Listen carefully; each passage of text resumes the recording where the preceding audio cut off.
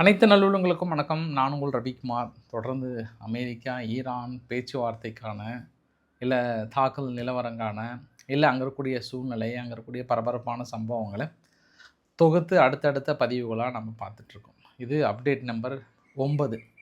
8வது அப்டேட். நேற்று இரவு பதிவு பார்த்தவங்களுக்கும், இந்த பதிவுக்கும் அப்படி ஒரு வித்தியாசம். இது சரியாகாத பைத்தியம் இல்ல. இது முழுமையான பைத்தியம்ன்ற மாரி தான் நம்ம எடுத்துக்கொள்ள வேண்டிய ஒரு சூழ்நிலை. அவ்வளோதான். கார் கைலாண்டு நம்ம வீரர்கள் போயிட்டாங்க, இறங்கிட்டாங்க, முடிஞ்சது, புடிச்சிட்டாங்க, அவ்வளோதான் அப்படின்ற மாதிரிலாம் மனுஷன் டயலாக் விட்டாரு. சரி, என்ன வழக்கமாக இந்த ட்ராமா ஒரு நாள் தான் இருக்கும்னு நினச்சேன். பட் நான் என்னால் கெஸ் பண்ண முடியல. இந்த ட்ராமா கொஞ்சம் 2 நாள் இழுத்துட்டு போயிட்டாங்க. இந்த போர் ஆரம்பிக்கும் போது குரூட் ஆயிலோட விலை கொஞ்சம் 85, 86 வந்தது. அப்படியே நேற்று இரவு நாள் கொஞ்சம் ட்ரம்ப்பை நம்பலை, இருந்தாலும் ஒரு சிலர் நம்பி குரூட் ஆயில் கொஞ்சம் ஒரு 87, 88 பக்கம் வந்தது. மனுஷன் இந்த அறிவிப்புக்கு அப்புறம் 91, 92 போச்சு. 93 வரைக்குமே கிட்டத்தட்ட எட்டாச்சு குரூட் ஆயிலோட விலை. அதுக்கப்புறம் கரெக்டாக 12 மணிக்கு ஒரு அறிவிப்பு கொடுக்குறாரு. எல்லாமே கிட்டத்தட்ட செல் பண்ணியிருப்பாங்க. அந்த குரூட் ஆயிலோட விலை, அந்த மார்க்கெட் எல்லாமே ஓரளவுக்கு ஷேர் மார்க்கெட் எல்லாமே செல் பண்ணியிருப்பாங்க. நான் ஒரு ஹை ரேட் வந்துருச்சு. உடனே மனுஷன் அவ்வளோதான், வெற்றி வெற்றி மாபெரும் வெற்றி, ஈரான் ஒத்துக்கிட்டாங்க, அக்ரிமெண்ட்டு சைன் பண்ண போகிறோம் அப்படின்ற மாதிரியான ஒரு அறிவிப்பை சொல்லிட்டாங்க. சரி, இந்த 2 நாள் ட்ராமா, அது இல்லாமல் ட்ரம்ப்பு கொடுத்த அறிவிப்பு, இன்னும் சுற்றி இருக்கக்கூடிய நிகழ்வுகள், வரக்கூடிய செய்திகள் என்ன வருகிறது? நம்ம இந்தியாவுடைய கப்பல் 3 கப்பல்கள் மீது தாக்கல் நடத்திட்டாங்க. நான் நேற்று இரவு வரைக்கும் 2 அப்படின்னு நினச்சேன். இல்லை, 3 கப்பல்கள் மீது தாக்கல் நடத்தியிருக்காங்க. அதற்காக இந்தியா என்ன மாதிரியான ரியாக்ட் கொடுக்க போகிறாங்கன்னு தெரியல, பார்க்கலாம் நம்ம. பட் ஈரான் கடுமையான கண்டனங்களை தெரிவித்திருக்கிறாங்க. இந்த மாதிரி பல சம்பவங்களை இந்த வீடியோ பதிவில் பார்க்கலாம். ஸோ பதிவுக்குள்ளே போகிறதுக்கு முன்பு நீங்கள் நம்ம சேனலை சப்ஸ்கிரைப் பண்ணலாம், சப்ஸ்கிரைப் பண்ணிட்டு வாங்க. மறக்காமல் பெல் பட்டன் கிளிக் பண்ண ஆல் ஆப்ஷன்ஸ் கொடுங்க. வீடியோக்குள்ள போகலாம்.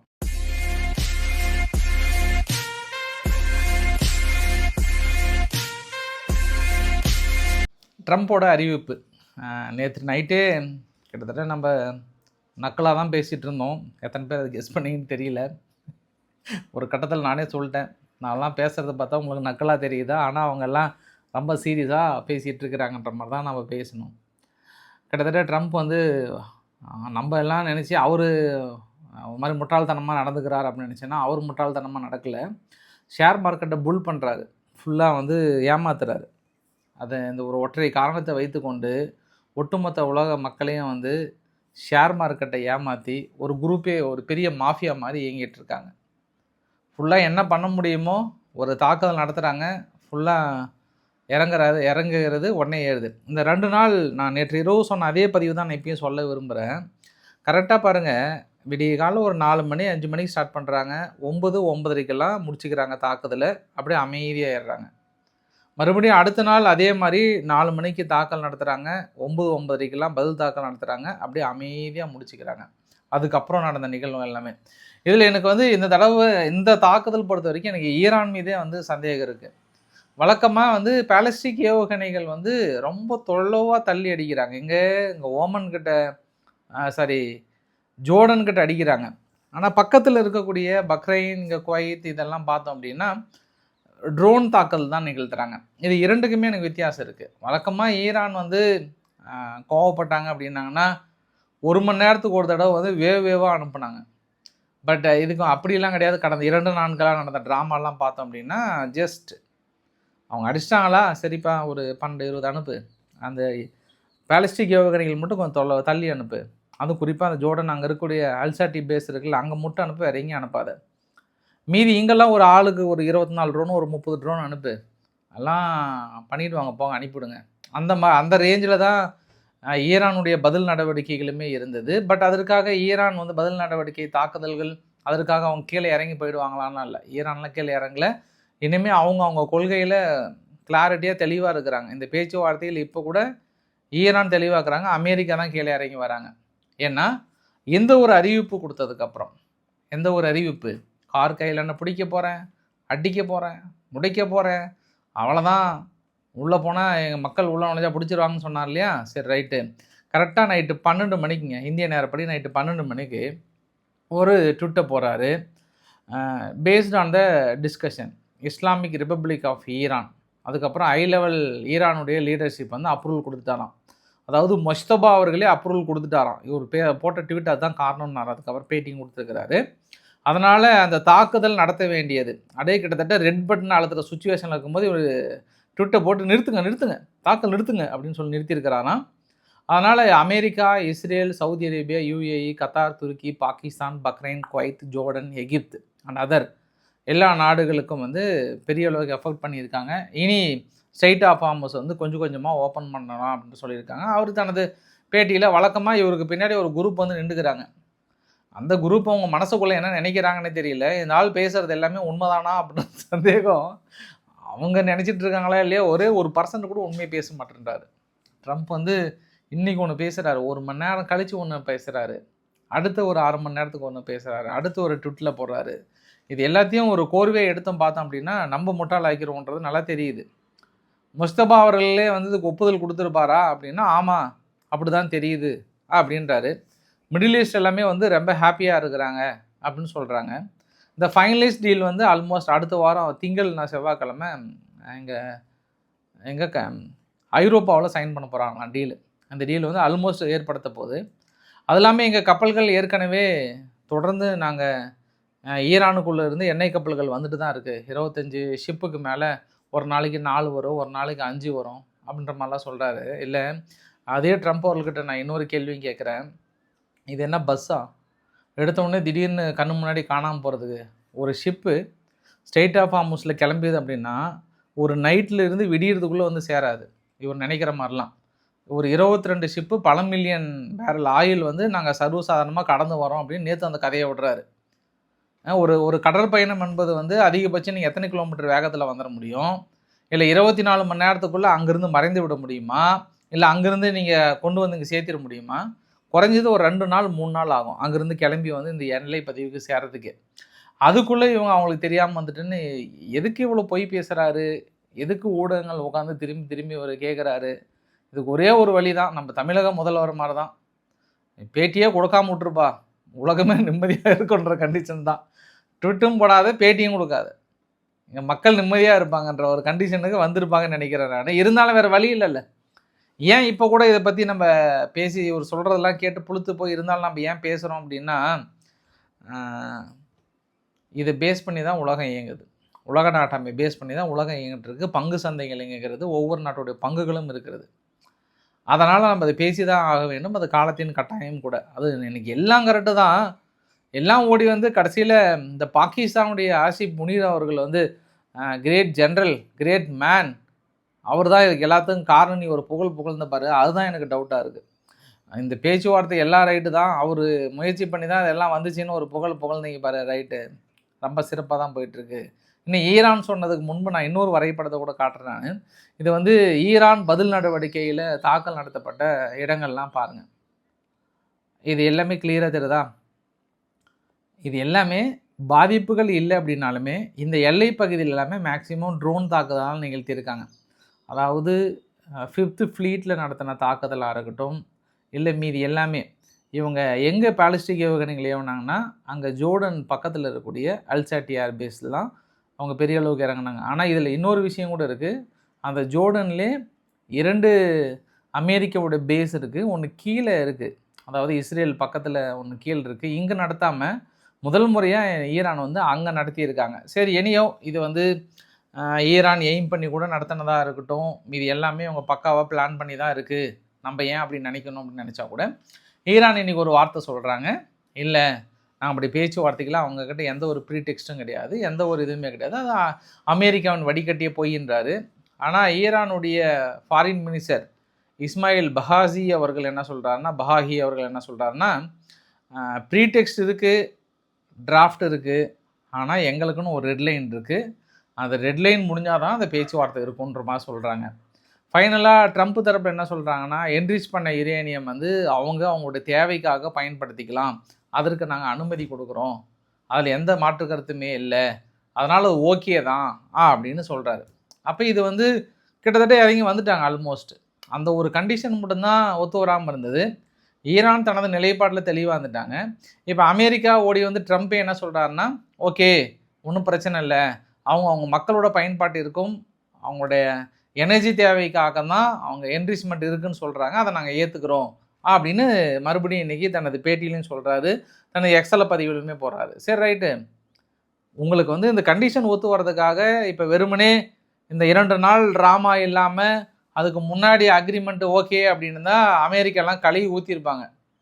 இப்போ இவர் என்ன நினச்சிக்கிட்டாரு, இந்த 2 நாள் அந்த ஹெலிகாப்டர் அடித்ததுனால அடின்னு அடித்து எதிரிகளை வீழ்த்தி விட்டு வெற்றி பெற்று விட்டோம், சரண்டர் ஆகி விட்டுறதுன்ற ஒரு பிம்பத்தை கொண்டு வரணும்னு நினைக்கிறாரு. பட் உங்களுக்கு எமனா இருக்க போகிறது ஈரான் தான்.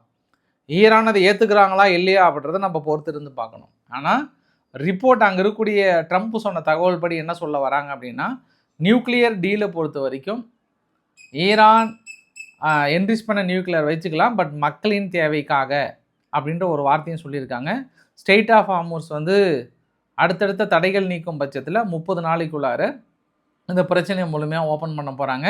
பட் டோல் கிடையாதுன்ற ஒரு வார்த்தையை சொல்லிட்டாங்க. லெபனான் யுத்தத்தை நிறுத்த வேண்டும், 60 நாளைக்குள்ளார எல்லாத்தையும் ஒட்டுமொத்தமாக நிறுத்திட்டாங்கன்னா பொருளாதார தடைகள்லாம் விலக்க போகிறாங்க, முடக்கப்பட்ட சொத்துக்களை ரிலீஸ் பண்ணலான்னு சொல்லியிருக்காங்க. ஸோ இப்போதைக்கு 60 நாள் சீஸ்பயரை எக்ஸ்டெண்ட் பண்ண போகிறாங்க. இந்த சீஸ்பயர் வந்து கத்தார் அண்டு பாகிஸ்தான் முன்னிலையில் இருக்கிறாங்க. ஜேடி வான்ஸ் வந்து ஜெனீவாவில் வந்து சைன் பண்ண போகிறாரு. இது பேர் வந்து இஸ்லாமாபாத் அக்ரிமெண்ட்.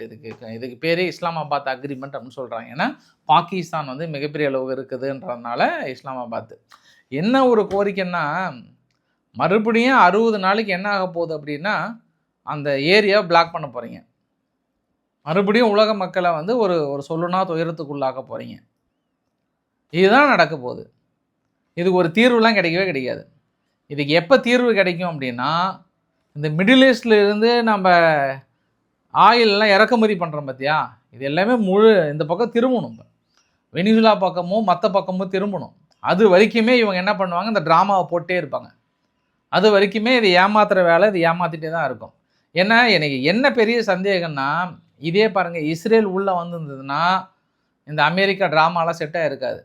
அமெரிக்கா வந்து இப்போ ஈரான் மீது நிகழ்த்தப்பட்ட தாக்குதல் கூட, ஏன் நீங்கள் யாரும் ஒரு வரைபடத்துலையுமே இதற்கு முன்பெல்லாம் வந்து ஒரு சின்ன தாக்கல் நடத்தினா கூட சேட்டலைட் இமேஜஸில் ஓடி வந்து அந்த பாதிப்புகள்லாம் பயங்கரமாக காட்டுவாங்க. பட் ஈரானில் கூட ஏதோ ஒரு உடைந்த தொட்டியை காட்டி தண்ணி வந்து அவங்கள போகலைன்ற மாதிரி சொன்னது கூட அதுவுமே கூட எனக்கு டவுட்டாக தான் இருக்குது. ஏன்னா அந்த வீடியோ பதிவு பார்க்கும்போதே தண்ணி இருக்கிற டேங்க் உடஞ்சதுன்னா அந்த தண்ணிலாம் உடஞ்சி போனால் அந்த ஏரியா எப்படி இருக்கும், சும்மா ஒரு குட்டி சோறு மாதிரி ஒன்று இருந்தது, அது உடஞ்சி விழுந்த மாதிரி தான் அந்த வீடியோ பதிவு இருந்தது. மற்றபடி அவங்களுடைய சர்வேலன்ஸ் டேங்க்கு மீது எல்லாத்தையும் நாங்கள் அழிச்சிட்டோன்னு சொல்கிறது எல்லாமே வந்து நிஜமாகவே அழித்தீர்களா, நிஜமாகவே பாதிப்புகள் இருக்கா, இல்லை ஈரான் அந்த அளவுக்கு ஒத்துக்கிறாங்களான்றது இன்னும் ஒரு 2 நாளில் எங்கே போயிருப்பாங்க நம்ம பொறுத்து இருந்து பார்க்க வேண்டிய ஒரு சூழ்நிலை. இன்றைக்கி காலையில் கூட ஈரானுடைய ஒரு ட்ரோன் ஸ்டெய்ட் ஆஃப் ஹார்முஸை கடந்து அமெரிக்க கப்பலை நோக்கி வந்ததாகவும் அதை அமெரிக்கா சுட்டு வீழ்த்தியதாகவும் சொல்கிறாங்க. இன்றைக்கி காலையில் கூட ஈரான் என்ன சொல்கிறாங்கன்னா, ஸ்டெய்ட் ஆஃப் ஹார்முஸ் யாருமே ஓப்பன் பண்ணலை, எங்கள் கண்ட்ரோலில் தான் இருக்குது, தொடர்ந்து எங்களோட பர்மிஷன் எல்லாமே யாரும் வெளியே போகக்கூடாதுன்ற ஒரு உத்தரவுமே வந்து கொடுத்துருக்குறாங்க. இப்போ நான் மெயினாக வர்றது இந்தியா கிட்ட வரேன் நான். ஏன்னா இந்தியாவுடைய 3 கப்பல்கள் மீது தாக்கல் நடத்தியிருக்காங்க. மொத்தமாக அந்த வரைபடத்தை பாருங்கள். ஜூன் 8ஆம் தேதி மர்விக்ஸ் அப்படின்ற ஒரு கப்பல், அதில் 24 பேர் பயணம் பண்ணியிருக்காங்க, எல்லாத்தையும் காப்பாற்றியாச்சு. நான் என்ன நினச்சிருந்தேன்னா, அந்த ஜூன் 8ஆம் தேதி நடந்த கப்பலில் தான் 3 பேர் இறந்து போனாங்கன்னு நினச்சா, ஜூன் 10ஆம் தேதி அடுத்தது 10ஆம் தேதி ஒரு தாக்கல் நடத்தியிருக்காங்க. செட்டபெலோ அப்படின்ற ஒரு கப்பல் மீது ஒரு தாக்குதல், இதில் 24 பேர் பயணம் பண்ணியிருக்காங்க, 3 பேர் இறந்து போயிட்டாங்க, 21 பேர் வந்து ரெஸ்கியூ பண்ணிட்டாங்க. அடுத்தது மறுபடியும் ஜூன் 11ஆம் தேதி 20 பேர் பயணம் பண்ணக்கூடிய ஜெல்வீர் அப்படின்ற ஒரு கப்பல், இந்த கப்பலில் கிட்டத்தட்ட எல்லாருமே வந்து சேஃப் அப்படின்ற மாதிரி வந்து சொல்லியிருக்கிறாங்க. இப்போ இன்டர்நேஷ்னல் லா படி என்ன ஒரு சட்டம் இருக்குது அப்படின்னா, கிட்டத்தட்ட 3 சிவிலனுடைய இன்ஃப்ராஸ்ட்ரக்சர்ஸ் இது வந்து தாக்கல் நடத்தக்கூடாது, வழக்கு தொடுக்கலாம், கடுமையான கண்டனங்களை தெரிவிக்கலாம், அடுத்தடுத்த நடவடிக்கைகள் எடுக்கலாம். அமெரிக்கா பண்ணது வந்து மிகப்பெரிய ஒரு வார் கிரைம் பண்ணியிருக்கிறாங்க. இந்த தாக்குதலை வந்து நியாயப்படுத்தவே முடியாது அவங்களால. ஏன்னா அதில் இருக்கக்கூடிய மக்கள் வந்து 3 பேர் இறந்து போயிருக்காங்க. நேற்று இரவு ஆக்சுவலாக நிதி ஆயோக் கூட்டம் நடந்திருக்கு இந்தியாவில், எல்லா முதல்வர்களும் கலந்து கொண்ட ஒரு மீட்டிங். அதுக்கப்புறம் நேற்று இரவு விருந்து நடக்கிற மாதிரி இருந்தது, விருந்து கேன்சல் பண்ணிட்டாங்க இந்தியாவில். ஏன்னா செயலர்ஸ் இறந்து போயிட்டாங்க. அதுக்கப்புறம் இங்கே விருந்து வைக்கிறது சரியாக இருக்காதனால. ஆனால் என்ன ஒரு ஆதங்கம் அப்படின்னா, நேற்று கூட இந்தியாவுடைய வெளியுறவு அமைச்சகம் சார்பாக கண்டன அறிக்கைகள் கொடுக்கப்பட்டது. அந்த கண்டன அறிக்கையில் அமெரிக்கா தாக்கல் நடத்தியது அப்படின்னு ஒரு வார்த்தை கூட இடம்பெறவே இல்லை. அந்த வார்த்தையை இன்னும் ஒரு வார்த்தை கூட போடல. அது பெரிய ஒரு ஏமாற்றம் அளிக்கிறது. தொடர்ந்து நீங்கள் அமெரிக்காவுக்கான கண்டனங்களை தெரிவிக்க வேண்டும், அதற்கான நடவடிக்கைகளை எடுக்க வேண்டும். ஆனால் ஈரான் ஓடி கண்டனங்களை தெரிவிச்சிருக்கிறாங்க. இது அமெரிக்கானுடைய புத்தி அதுதான். தொடர்ந்து அவங்க இந்த மாதிரி ராபரி பண்ணுறதெல்லாம் கைவந்த கலன்ற மாதிரி கண்டனம் தெரிவித்திருக்காங்க. பட் இவங்க ஈரானையும் நாம் நம்ப முடியாது. ஏன்னா ஈரானுமே இந்திய கப்பல்கள் 2 கப்பல்கள் 3 கப்பல்கள் மீது தாக்கல் நடத்தியிருக்கிறாங்க. அப்போ இந்தியா கண்டனம் தெரிவித்திருக்கிறது. ஏன்னா உங்களுக்கு ஒத்துழைக்கலன்றதுனால நீங்களும் தாக்கல் நடத்தியிருக்கீங்க. நீங்கள் ஓடி இன்றைக்கி கண்டனம் தெரிவிக்கிறதுனால நீங்கள் நல்லவங்கள்லாம் கிடையாது. ஏன்னா நீங்களும் தான் இந்திய கப்பல் மீது தாக்கல் நடத்திருக்கீங்க. இனிமேல் அங்கே டோல் ஃபீஸ் வாங்கிட்டு இருக்கீங்க அப்படின்றது ஒரு குறிப்பிடத்தகுந்த விஷயமா பார்க்கலாம் நம்ம. அதற்காக உடனே நிறைய பேர் ஓடி பார்த்தியா ஈரான் கண்டனம் தெரிவித்து விட்டது, இஸ்ரேல் தெரிவிக்கவில்லை அப்படின்ற மாதிரிலாம் போட்டிருந்தாங்க. ஈரான் என்ன யோகியமா அப்படின்ற கேள்வி தான். நம்ம இந்திய கப்பல்கள் 3 கப்பல்கள் மீது தாக்கல் நடத்தினாங்களா இல்லையா? அதுவும் டோல்லாம் கட்டினதுக்கு அப்புறமும் கூட முறையாக அனுமதி பற்றி வந்ததுக்கு அப்புறமும் கூட நீங்கள் தாக்கல் நடத்தியிருக்காங்க ஈரான். அதற்காக நம்ம அவங்கள தூக்கி வச்சுலாம் பேச முடியாது. பட் இருந்தாலும் அமெரிக்கா பண்ணுறது மிகப்பெரிய ஒரு மோசமான ஒரு செயல் இது. அவங்க முழுக்க வெனிசுலா பக்கம் போகணுன்றதில் தெளிவாக இந்தியாவை அந்த பக்கம் நகர்த்தணுன்றது இது ஒரு சாக்காக வச்சு முடிவு பண்ணுறாங்க. இனி இந்த ஓமன் பகுதியில் வந்தால், இந்த பகுதியில் வந்தால் சேஃபாக இல்லை, நீங்கள் வேறு எங்கேயா ஆயில் வாங்கினா கூட நீங்கள் ஈரான்கிட்ட இருந்தால் வாங்கினீங்கன்ற ஒரு குற்றச்சாட்டை சுமத்தி தாக்கல் நடத்துவது என்பது அமெரிக்காவின் செயல்பாடு சரியல்ல அப்படின்னு சொல்லிட்டு, இது வரைக்கும் அமெரிக்கா இழந்தது எவ்வளோ அப்படின்னு நம்ம பார்க்குறோம் அப்படின்னா, ஆல்மோஸ்ட் பிப்ரவரி 28 ஜூன் 8 வரைக்கும் F-15E 90 மில்லியன் அளவுக்கு இழந்திருக்கிறாங்க. கிட்டத்தட்ட 4 இழந்துட்டாங்க. F-35 லைட்டினிங் 2 ஒன்று 90 மில்லியன், அது 1 இழந்திருக்கிறாங்க. மேலே third row A-10 thunderbolt 18.8 million. அதிகமாக இந்த ரீஃபியூலிங் டேங்கர் இருக்குல்ல, சவுதி அரேபியா பேஸில் நிறுத்தி வைக்கும் போது பார்த்திங்க அப்படின்னா ஒரு 5 நாள் 9 பக்கம் பெரிய பாதிப்படைஞ்சிருக்கு. அது 40 மில்லியன். அப்புறம் 130J commando MC super aircraft அது 100 மில்லியன் பக்கம். அப்புறம் AWACS சானிட்டரி அவாக்ஸ் 700 மில்லியன். அட்டாக்கிங் ஹெலிகாப்டர் அது ஒரு 35 மில்லியன். அப்புறம் மல்டிபிள் ரோல் ஹெலிகாப்டர் அது ஒரு 20 மில்லியன். இது ஒட்டுமொத்தமாக அமெரிக்கா இழந்தது இந்த யுத்தத்தில். இந்த அளவுக்கு ஈரானை விட மிகப்பெரிய அளவுக்கு இழப்புகளை சந்திச்சிருக்கிறாங்க. அது அதிகபட்சமாக AHMS லிட்டில் பேர்ட் அந்த ஹெலிகாப்டர், லைட் ஹெலிகாப்டர் இருக்குல்ல, அதுவும் MQ-9 reaper drone plus MQ-1C reaper drone 28 பக்கம் இழந்திருக்கிறாங்க. MQ-9 4C ட்ரைத்தான் 250 மில்லியன் பக்கம் இழந்திருக்கிறாங்க. இது அடுத்தடுத்த பாதிப்புகள். உலகின் மிகப்பெரிய ஒரு இராணுவம் நாங்கள் தான் என்று மார்த்தொட்டி கொண்டு இருக்கும் இவங்க மிகப்பெரிய ஒரு இழப்புகளை சந்தித்திருக்கிறாங்க. பங்களாதேஷ் விவகாரத்தை பேசலாம்னு நினச்சேன் நான். ரவிக்குமார் RK சேனலில் கொஞ்சம் டீட்டெயிலாக பேசலாம் நம்ம. ஏன்னா எல்லை பகுதியில் அந்த பேச்சுவார்த்தை ஒரு சொல்யூஷன் கிடைக்கல, தொடர்ந்து அது ஃபெயிலியர் ஆகிடுச்சு டெல்லியில். மறுபடியும் இன்றைக்கி பேச்சுவார்த்தை நடத்திட்டு இருக்காங்க. தொடர்ந்து பிரச்சனை போயிட்டு தான் இருக்குது. அது என்னன்றது டீட்டெயிலாக ரவிக்குமார் RK சேனலில் பேசிடலாம் நம்ம. ஸோ பிடிச்சிருந்தால் லைக் பண்ணுங்கள், ஃப்ரெண்ட்ஸுக்கு ஷேர் பண்ணுங்கள், சப்ஸ்கிரைப் பண்ணுங்கள். ரவிக்குமார் சோமு சேனல். நன்றி, வணக்கம்.